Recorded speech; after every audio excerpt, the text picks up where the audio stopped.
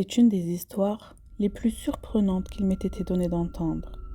Mon cerveau n'arrive toujours pas à la digérer. J'aimerais donc que vous me donniez vos avis une fois que vous l'aurez écoutée jusqu'au bout.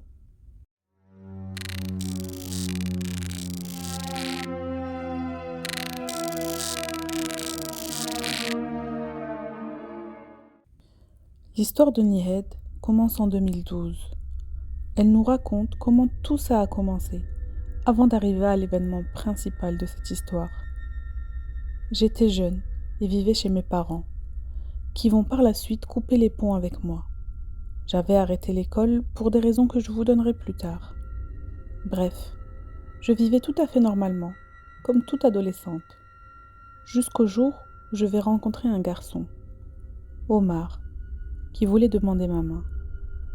À cette époque, j'étais au lycée et mes parents ont totalement refusé. Et je vais vous donner la raison.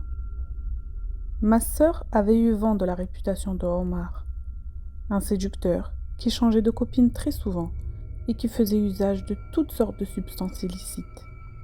Ne voulant que mon bien, ma sœur a fait part de ses inquiétudes à mes parents. Mais adolescente têtue que j'étais, je ne voulais rien entendre de tout cela. Et je ne savais rien de ce que me réservait l'avenir. Omar m'hypnotisait totalement. Sa façon de parler et de me traiter m'aveuglait. Mais j'étais très loin de me douter que derrière son visage angélique se cachait un véritable démon. À mes 18 ans, on décida de s'enfuir et de se marier en cachette de mes parents, qui vont l'apprendre par la suite. Ils ne reconnaissaient plus leur fille, et ma sœur aussi avait l'impression que j'étais devenue une étrangère, après que j'ai osé faire cela derrière leur dos. Omar, quant à lui, se met à me traiter comme un objet qui lui appartient, dont il peut faire ce qu'il veut. Il ne m'a pas laissé continuer mes études, et nous sommes allés vivre dans un quartier pauvre de Casablanca. Il a totalement changé. Il profitait du fait que je connaissais personne dans ce quartier et que j'avais totalement tourné le dos à ma famille pour être avec lui. Le cauchemar a commencé le tout premier jour de notre mariage, le premier jour où on s'est retrouvés sous le même toit. Il m'a frappée. Je n'avais pas compris pourquoi sur le coup, mais maintenant je sais que c'est sa manière de m'imposer sa virilité et de montrer que c'est lui le chef. Après ça, les chocs et les déceptions n'ont fait que s'enchaîner. J'ai appris que Omar, l'ingénieur, n'était en fait qu'un arnaqueur. Il arnaquait les gens, chaque fois d'une façon différente. Tantôt il se faisait passer pour un agent immobilier, tantôt pour un riche homme d'affaires. Par peur, et comme je n'avais plus ni amis ni famille, car après ma trahison, même mes parents ne voulaient plus rien savoir de moi, je supportais tout ce qu'il me faisait. Je me suis liée d'amitié avec une Negatha. Pour ceux qui ne connaissent pas, c'est une habilleuse pour les mariées marocaines. Et pour me faire un peu d'argent de poche, je travaillais avec elle en tant que Naqasha, tatoueuse au henné.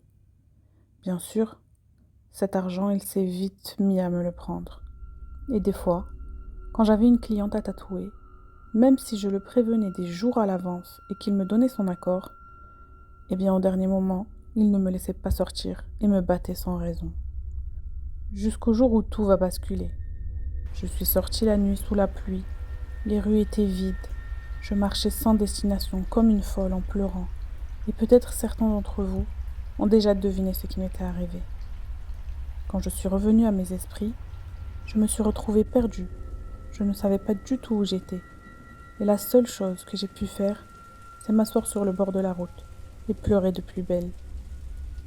Vous voulez savoir ce qu'il s'est passé pour me mettre dans cet état ? Eh bien, cette nuit-là, je travaillais. Mais je suis rentrée plus tôt à la maison.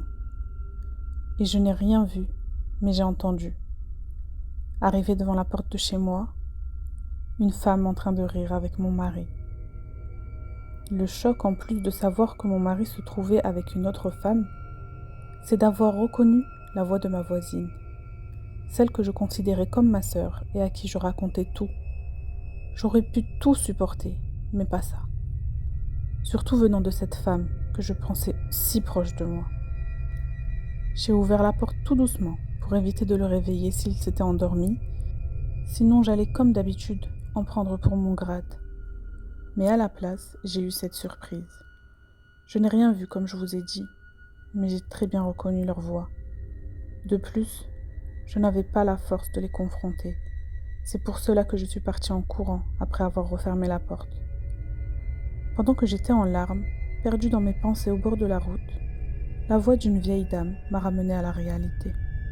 « Qu'est-ce que tu fais là, ma fille, dans l'obscurité de la nuit, au milieu de cette route vide? Tu n'as pas peur qu'il t'arrive malheur ?»« Désolée, madame, je suis perdue.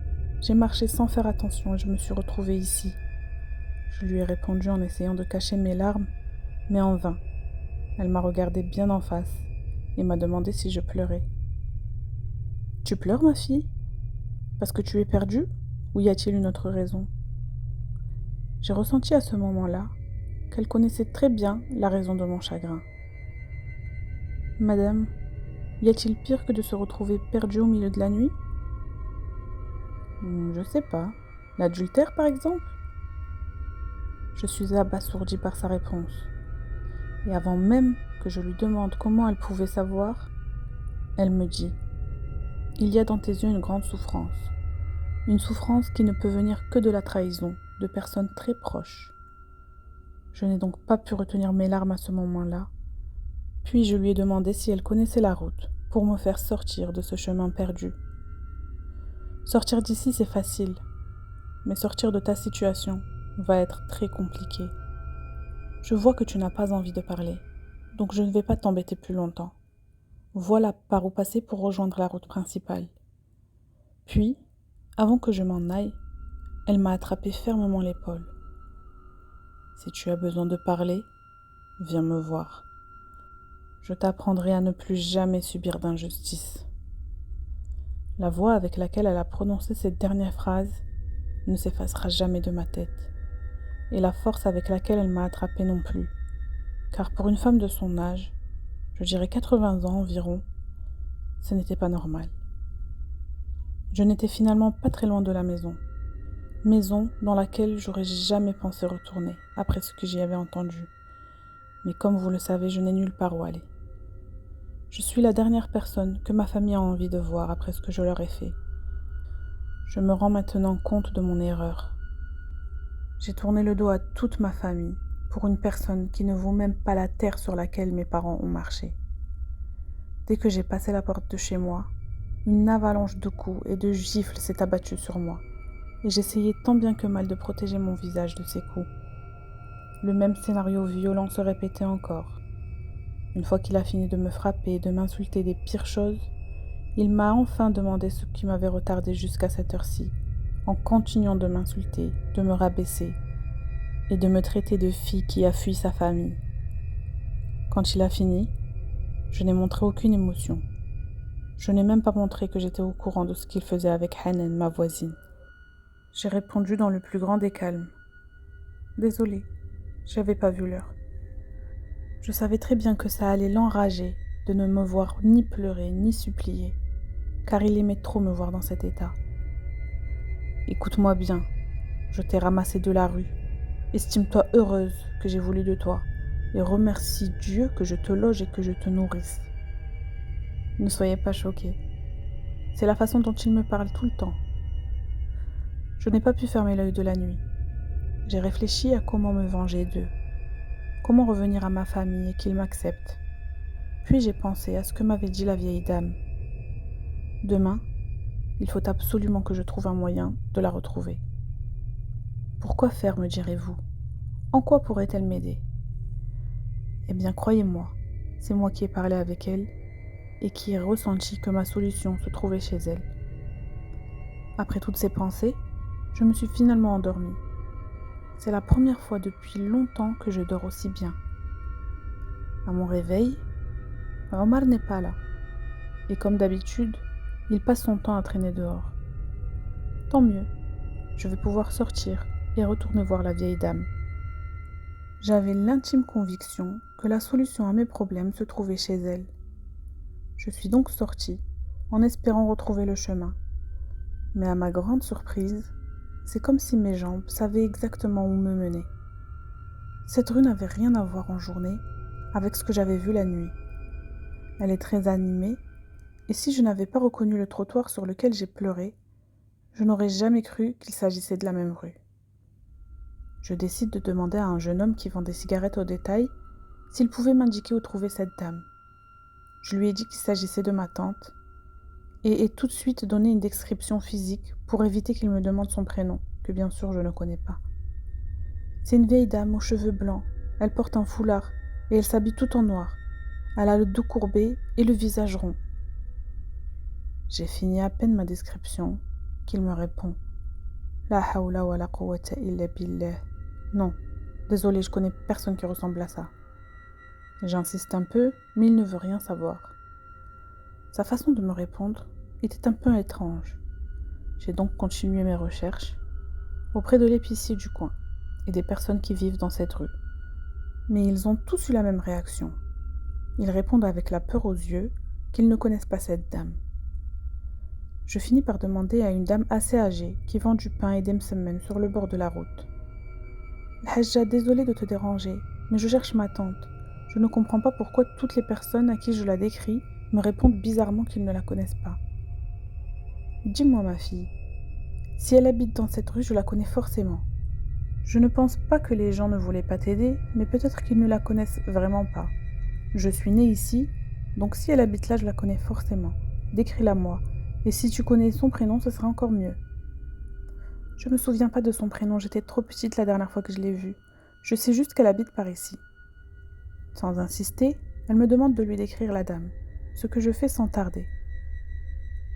C'est normal que personne ne puisse te dire où elle habite, ma fille, parce que cette dame que tu recherches est décédée depuis plus de 20 ans. Impossible. Je l'ai vue hier soir, comme je te vois à l'instant. Cette femme a été tuée il y a très longtemps. Il y a des années, il y avait une sorcière dans cette rue. Elle a gâché la vie de nombreuses personnes. Et ses fils faisaient la loi par ici, jusqu'au jour où une de ses victimes va la suivre dans la rue et la tuer de la pire des façons. Certaines personnes disent la voir encore aujourd'hui la nuit, mais j'ignore pourquoi tu l'as vue. Retourne chez toi, ma fille, et cherche refuge auprès d'Allah contre Satan le lapidé. Et c'est Allah qui te rendra justice, pas les humains. Ne suis surtout pas ce chemin-là, ma fille. Retenez bien cette dernière phrase que la dame a prononcée.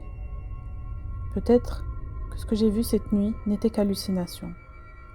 Bref, je rentre chez moi. Omar n'est toujours pas là, mais je m'en fiche. Ce qui m'intéresse, c'est de trouver une façon de me venger d'eux. Je suis allongée, perdue dans mes pensées, quand la sonnette de la porte retentit. C'est ma voisine Hanan, celle que je considérais comme ma sœur et qui m'a trahie. Comment peut-elle venir me voir comme si de rien n'était et jouer aussi bien la comédie? Bah alors, tu vas me laisser devant la porte? Tu me fais pas rentrer? Si, bien sûr, rentre, fais comme chez toi. Je ne savais pas quoi faire. Je ne voulais absolument pas qu'elle comprenne que j'étais au courant de leur petit manège. Donc je me suis mise moi aussi à jouer la comédie. On a donc papoté comme d'habitude. Et elle m'a parlé d'une de nos voisines, qui était apparemment très malade. Tu sais, elle a perdu la tête, elle a fait des grosses crises de nerfs, au point qu'un jour, elle a pris un gros couteau et a menacé de tuer toute sa famille. Elle me parlait, mais je n'étais pas du tout concentrée. Je pensais à toute autre chose en faisant mine d'écouter ce qu'elle racontait. Une idée avait germé dans ma tête et grandissait de plus en plus. Bon, je vais y aller moi, j'ai plein de choses à faire, me dit-elle au bout d'une heure. Quel soulagement, je n'en pouvais plus de voir sa face d'hypocrite. Je la raccompagne et me dirige vers la cuisine pour préparer le repas de midi.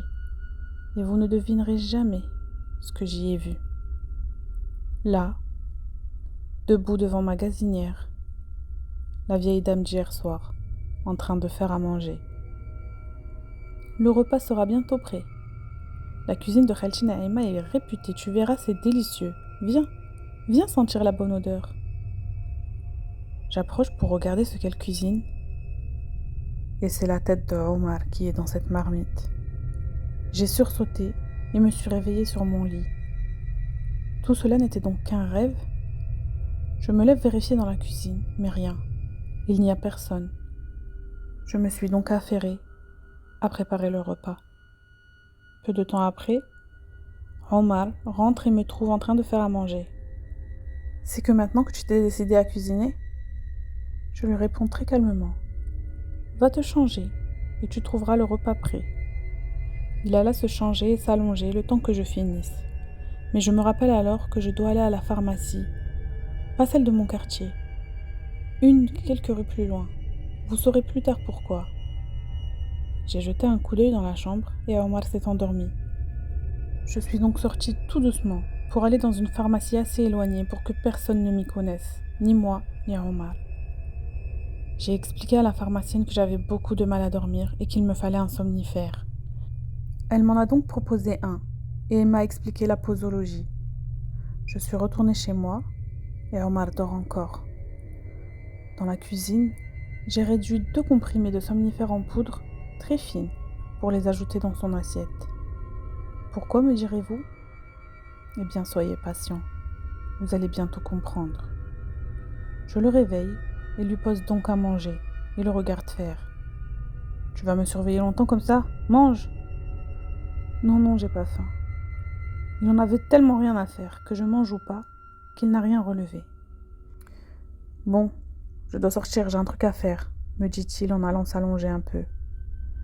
Comme j'avais doublé la dose de somnifère, j'étais sûre qu'il allait bien dormir, tout le reste de la journée et de la nuit. Je suis tranquille pour sortir, pour faire ce que j'ai à faire. Au cas où, j'ai posé un verre d'eau dans lequel j'ai dilué un autre comprimé. Je sais que la première chose qu'il fait en se réveillant, c'est de boire de l'eau. Donc s'il se réveille en mon absence et qu'il boit ce verre, il retournera dormir aussitôt.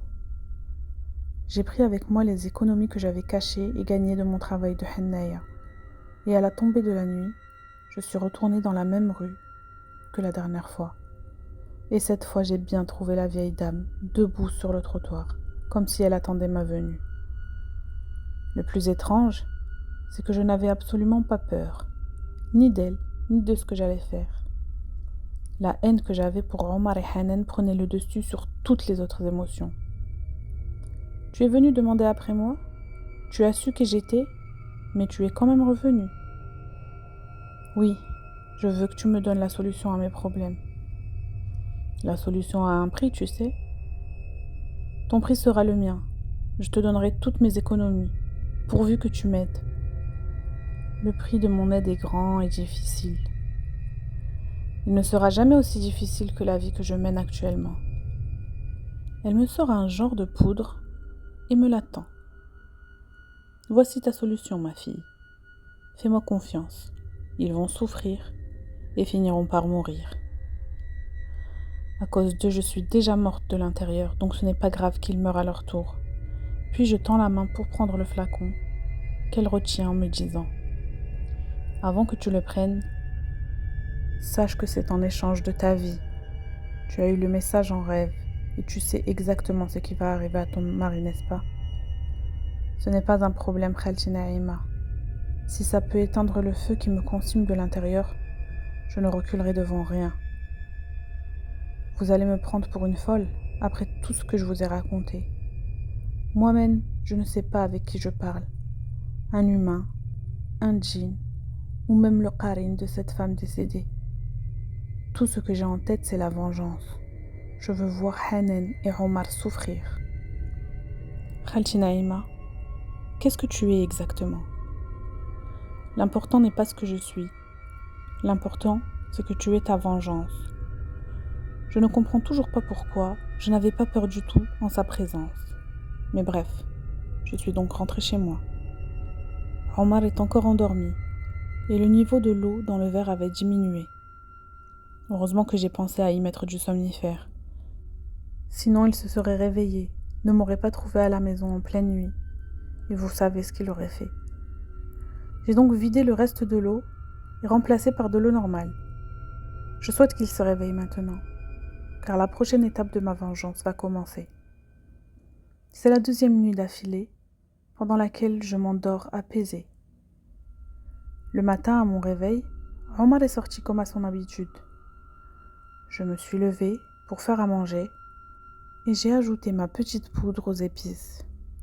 Nul besoin pour moi de savoir ce qu'était cette mystérieuse poudre. Après ça, je suis descendue chez Hanan, ma voisine. Sa petite fille Malika m'a ouvert et je suis entrée. Nihed, ça fait longtemps que je t'ai pas vue. Où t'avais disparu? Me dit Hanan. Eh bien, dès que j'ai eu le temps, je suis venue. Allez, viens, on va papoter un peu. Hanan aimait beaucoup que ce soit moi qui prépare le thé, même chez elle. Elle préférait le mien, donc j'avais l'habitude de faire dans sa cuisine. Comme je vous l'ai dit, c'est mon amie, et bien plus que ma sœur. Attends, Hanan, je vais aller nous préparer un petit verre de thé pour qu'on soit plus à l'aise. J'ai versé le thé dans la cuisine avant d'apporter le plateau dans le salon. Dans 2 des verres, j'ai ajouté ma petite poudre. Pourquoi 2, me direz-vous? Eh bien, un pour la traître de Hanan et un pour sa fille Melika. Je ne pensais pas à l'époque que ce n'était qu'une petite fille innocente, qui n'avait rien à voir dans tout ça. Mon unique but était de faire souffrir Hanan, même à travers sa fille, qu'elle verra souffrir sous ses yeux. Après quoi, elles pourront mourir, je m'en fiche. Je suis restée une bonne heure avec Hanan et la petite Melika qui m'aimait beaucoup. Mais à ma surprise, il ne leur est rien arrivé. J'ai donc donné l'excuse d'aller préparer le repas à Omar pour remonter chez moi. Au bout de quelques minutes, il est rentré à son tour. Je t'ai dit hier que j'avais quelque chose à faire et tu m'as quand même laissé dormir. J'ai juste vu que t'étais fatiguée, j'ai pas voulu te réveiller. J'ai pensé qu'il valait mieux que tu te reposes. Qui te demande de penser? Tu te prends pour qui? Me répond-il en me giflant. Allez, va me poser à manger, je veux plus voir ta face. J'essayais de faire preuve de patience, en me disant que mon cauchemar allait bientôt être fini. Je lui ai donc donné à manger et suis allée me coucher. Je me souviens juste de l'avoir senti venir s'allonger à côté de moi après avoir mangé. Pendant 1 semaine, je leur mettais cette poudre partout, dans les boissons, la nourriture, etc., sans même savoir ce qu'elle contenait et sans résultat. Peut-être que c'est un type de poison qui fait effet à long terme pour ne pas être détecté.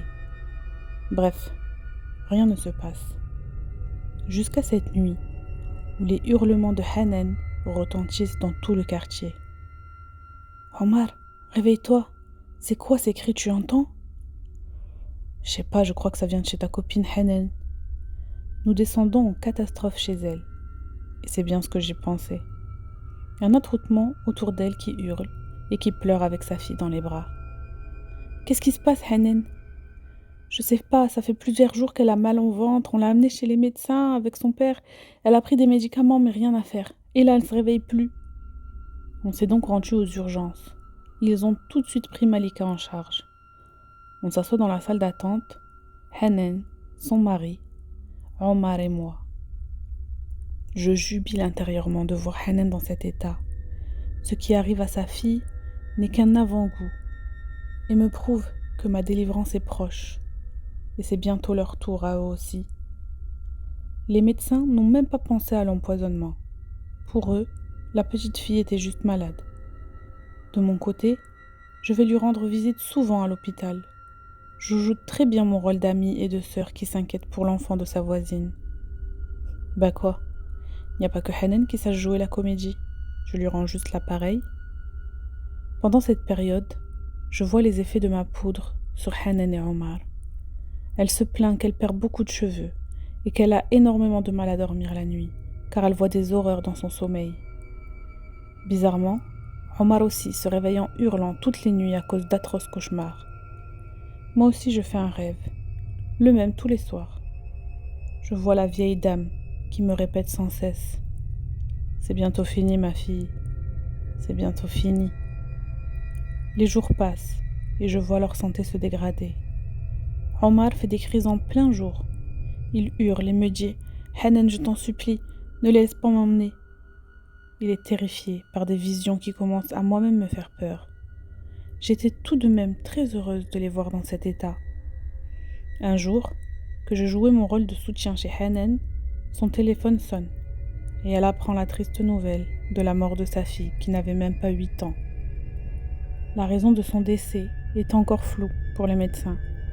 Il s'agissait soit d'une maladie, soit de quelque chose qu'elle aurait mangé. Le plus important, c'est qu'il n'y avait pas encore d'autopsie. J'étais la première à aider Hanan pour tous les préparatifs de l'enterrement et de la janaza. Je m'étonnais moi-même de ce que j'avais été capable de faire à cette petite, et surtout de ma capacité à jouer la comédie. La dose que j'avais donnée à Omar était plus importante que celle de Hanan. Je voulais vraiment la voir souffrir plus longtemps avant de mourir. Omar, quant à lui, restait assis seul dans un coin. De temps en temps, il me disait « Nihed, je les entends me murmurer à l'oreille, avec un air terrorisé. Pourquoi tout le monde me regarde et se moque de moi ?» Je voyais son état se dégrader, mais je m'en fichais royalement. Quelques jours plus tard, j'entends des hurlements à nouveau retentir dans le quartier. Je me précipite pour voir ce qui se passe, et je vois Hanan, baignant dans son propre sang. Elle s'était jetée du haut de la terrasse. Je me suis mise à hurler et à pleurer à la vue de son corps gisant par terre. Mais vous savez très bien qu'intérieurement, j'étais heureuse. La première traître est morte. Il ne manque plus qu'Omar. Je me suis encore surprise à l'enterrement de Hanan. Ma capacité à prendre un air triste et à pleurer sur commande m'étonne. Je ne savais pas que j'avais un tel don pour l'acting. Le mari de Hanan était très mal. Il a perdu sa fille et sa femme. Quelques jours plus tard, il ferma sa maison et partit vivre ailleurs. Je ne sais pas où exactement. Si on y réfléchit, c'est la seule victime dans cette histoire. Mais s'il avait su ce que faisait sa femme derrière son dos, il n'aurait même pas été attristé par sa mort.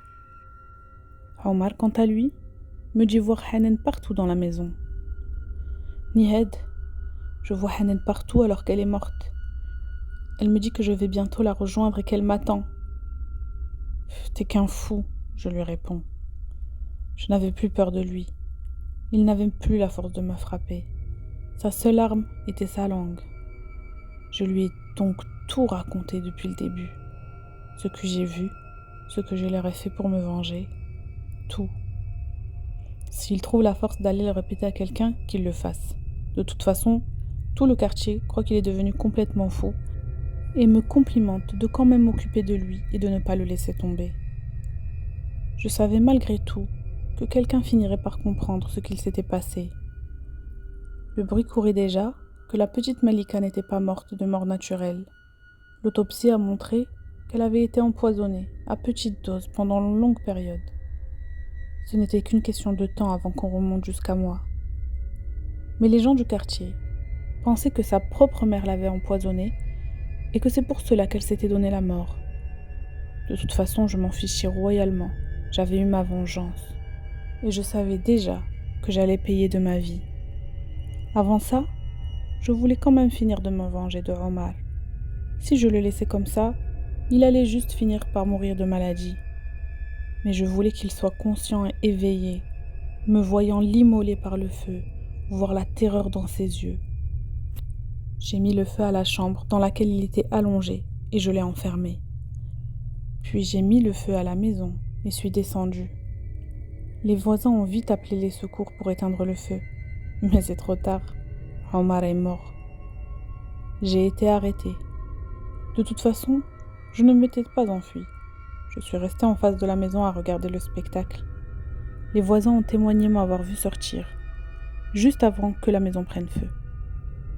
Omar est mort à cause de la fumée, et l'autopsie a montré qu'il avait ingéré le même poison que la petite Malika. Poison qu'ils ont aussi trouvé dans le ventre de Hanan. Nihed a fini par tout avouer à la police, sans même tenter de mentir. Elle avait perdu de toute façon tout espoir en la vie. La police pense même qu'elle a perdu la tête à l'instant où elle a vu Omar et Hanan ensemble chez elle. Elle leur a raconté son histoire avec les mêmes détails que je vous ai partagés. Mais au cours de l'enquête, en interrogeant les gens auxquels elle a soi-disant demandé où trouver une vieille dame, c'est une toute autre version qui apparaît. Elle ne leur avait pas demandé où vivait sa tante en leur décrivant une vieille dame au dos courbé, mais en fait, elle demandait où elle pouvait trouver une sorcière, ce qui expliquerait leur réaction effrayée. Elle a fini par trouver grâce à la vieille dame qui vendait du pain sur la route, qui lui a dit qu'il y avait bel et bien une sorcière dans cette rue, mais que ce n'était pas un chemin à suivre.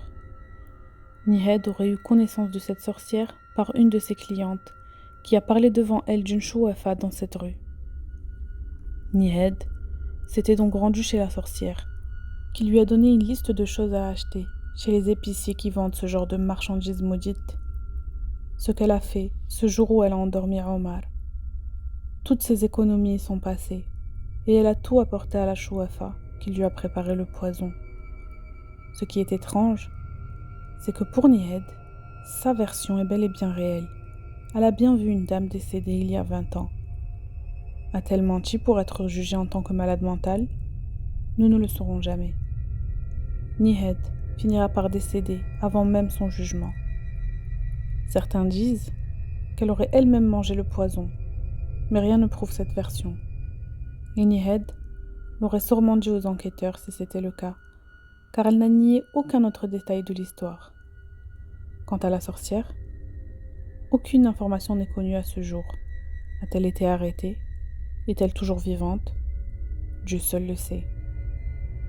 Pensez-vous que Omar et Hanan ont mérité une telle vengeance? Et la petite Melika, méritait-elle de mourir pour les actes de sa mère?